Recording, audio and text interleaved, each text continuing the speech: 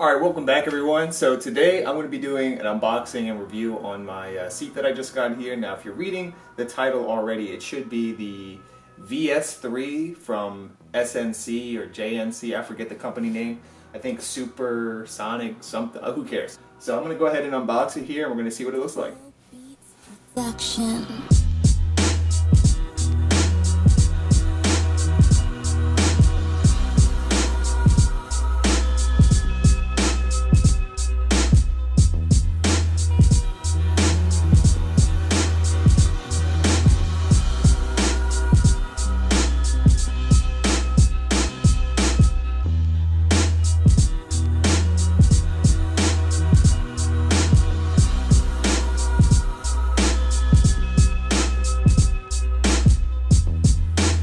Alright, so there's the seat. Let's see. It's supposed to be for large people, like for 38 waist. That's why I wanted to get it. I wanted to get a big seat for somebody, specifically my dad, because I do plan on taking him out on a ride in this car later on in the future. So I wanted to be sure that, you know, he could fit in it, and pretty much anybody who's anybody can fit in it, except, you know, if you're really, really fat. But I'm going to go ahead and sit in it and see what I think of it compared to the Momo Start seat. Alright, so it does get a little deeper this way, but you know, this is extremely uncomfortable now. It feels like I'm sitting on what is it? What's that thing called? Like a bench on the in the city. So yeah, I mean, I don't know if he's gonna be able to fit in this. We shall see if he can. Alright, so now we're gonna go hop over into the car, kind of see how it fits in there. Hopefully it does fit, because if it doesn't, this thing's gotta go back, but it should fit okay, and we'll see what happens. So here we go now. All right, so here's the seat in the car. This is what it looks like. It's really close to the bar, as you can see.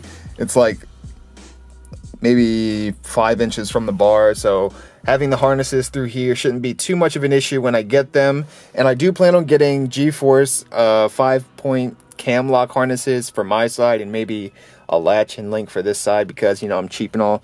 But this is what the seat looks like in the car. Everything's removable. I don't really like having this in here because this is just too wide, and it makes this part too low with your legs. So I usually just leave this off and just keep it like this. But this seat is actually okay. You know, it's pretty bad, but for the price, I mean, I guess I can't really complain. I'm gonna go ahead and switch seats so you guys can kind of see what it looks like when I'm in the seat.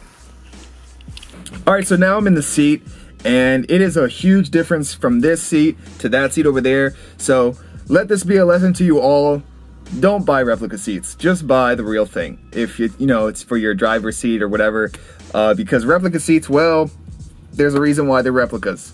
And I'm starting to see that now. I mean, it is an eBay seat, so I can't complain, but I just needed something for my instructors, and this should do the job just fine. I've talked to a few people, and they said that they've passed tech with replica seats in the car, so I guess you really don't need, you know, certified seats in a car. But for my driver's side, definitely, I think I'm going to need certified seats in the future, because I plan on swapping this seat over here and then getting the Momo, I think the top Momo seat, the one that has like the head lateral supports or whatever it's called. I don't even know what it's called, but I plan on getting those for the driver's seat and then just swapping this over here when that expires, or if I can get it sooner, because I already know I'm gonna have problems with that. But this is the seat, you know. Right now you can, I don't know if you can see that, but the seat kind of flexes like, I don't know, can you see that? Can you see the flex? It kind of, like, if I push on it right here, the seat kind of like, I can't explain it. For $275, plus you gotta buy brackets anyway, you know, that's like, what? $375 right there on what I spent. That's not even the price of a real good seat.